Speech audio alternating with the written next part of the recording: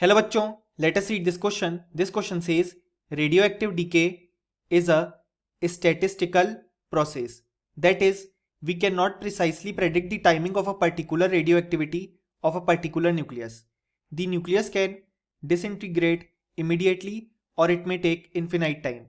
Simply the probability of the number of nuclei being disintegrated at any instant can be predicted. The rate at which a particular decay process occurs in a radioactive sample is directly proportional to the number of radioactive nuclei present and thus obeys first order kinetics. The factor minus dn upon n expresses the fraction of nuclei decayed in time dt. T half is the time in which half of the atoms are decayed and average life is the time for the nucleus to survive before decay. Half-life of a radioactive species is 2a year. What fraction of this sample will remain undecayed after a year? और हमारे options हैं option A 1/2, option B 1/√2, option C 1/√3 और option D 2.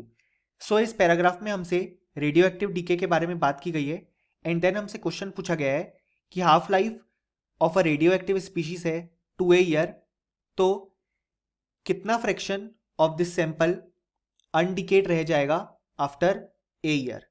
सो इस question को solve करने के लिए हमें जो की कंसेप्ट रिक्वायर्ड है वो है रेडियो एक्टिव डीके. सो अगर हम देखें तो हम जानते हैं जो रेडियो एक्टिव डीके है वो फर्स्ट ऑर्डर काइनेटिक्स फॉलो करती है और उसके लिए हम लिख सकते हैं minus D N by D T is directly proportional to N. अब अगर हम इस रिलेशन को सॉल्व करें तो एंड में हमें ये इक्वेशन देखने को मिलती है N T is equal to N not E to the power minus lambda T, जहां पे एन टी है number of active nuclei, N not है जो कि नंबर ऑफ एक्टिव न्यूक्लियाई थे इनिशियली, टी है हमारे पास टाइम और लेमडा रिप्रेजेंट करता है डिसइंटीग्रेशन कांस्टेंट को. सो एन टी का मतलब है कि कितने न्यूक्लियस अभी बचे हुए हैं जो कि डीके नहीं हुए, और एन नॉट है कि इनिशियली हमारे पास कितने एक्टिव न्यूक्लियाई थे जिनको डीके होना था. सो अगर हम यहाँ पे देखें तो हम लिख सकते हैं N T upon N naught is equal to E to the power minus lambda T. अगर हम दोनों साइड रेसिप्रोकल लें तो N not upon N T हो जाएगा E to the power lambda T. अगर हम दोनों साइड एल एन ले तो यहाँ पे हो जाएगा L N N not upon N T is equal to L N E to the power lambda T, यानी कि L N N not upon N T हो जाएगा लेमडा टी के बराबर, क्योंकि एल एन ई की वैल्यू होती है 1.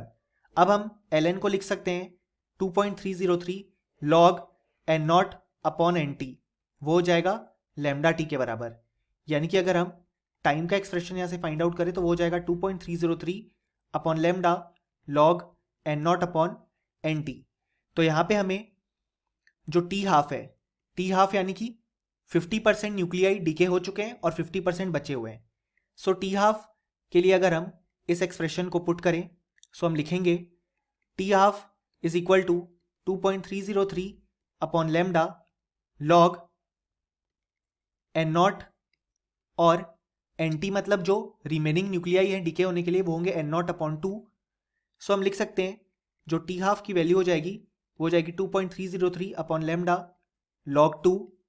सो यहाँ पे अगर हम इस वैल्यू को देखें तो ये हो जाएगा T half is equal to log 2 की वैल्यू हम 0.3 यूज करेंगे. सो इसको सॉल्व करने के बाद हमारे पास जो वैल्यू आएगी टी हाफ की वो होगी 0.693 अपॉन लेमडा, और हमें क्वेश्चन में यही वैल्यू 2a ईयर गिवन है, यानी कि हम लिख सकते हैं कि 2a is equal to 0.693 upon lambda. So यहाँ से अगर हम लेमडा की वैल्यू फाइंड आउट करें तो वो हो जाएगी 0.693 अपॉन 2a. अब हमसे क्वेश्चन में पूछा गया है कि आफ्टर ए ईयर कितना फ्रैक्शन ऑफ दिस सैंपल अनडिकेड रह जाएगा. सो अगर हम देखें तो हम टी वाली इक्वेशन फिर से लिखें तो वो हो जाएगी T is equal to 2.303 upon lambda log N not upon N T. So यहाँ पे टाइम है हमारे पास ए ईयर 2.303, लेमडा की वैल्यू अगर हम सब्सटीट्यूट करें तो वो है upon 0.693 upon 2a log N not upon N T. So यहाँ पे अगर हम आगे प्रोसीड करें तो हम लिख सकते हैं a is equal to 2.303 upon 0.693 multiplied by 2a log N not upon N T.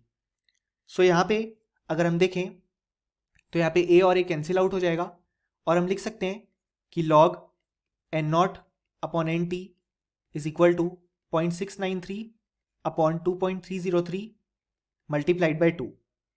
So यहाँ पे अगर हम देखें तो इसको सॉल्व करने के बाद हमारे पास जो N not upon N T की वैल्यू आएगी वो आएगी अप्रोक्सीमेटली 1.414 और हमें फाइंड आउट करना है यहाँ पे fraction of sample that will remain अनडिकेड।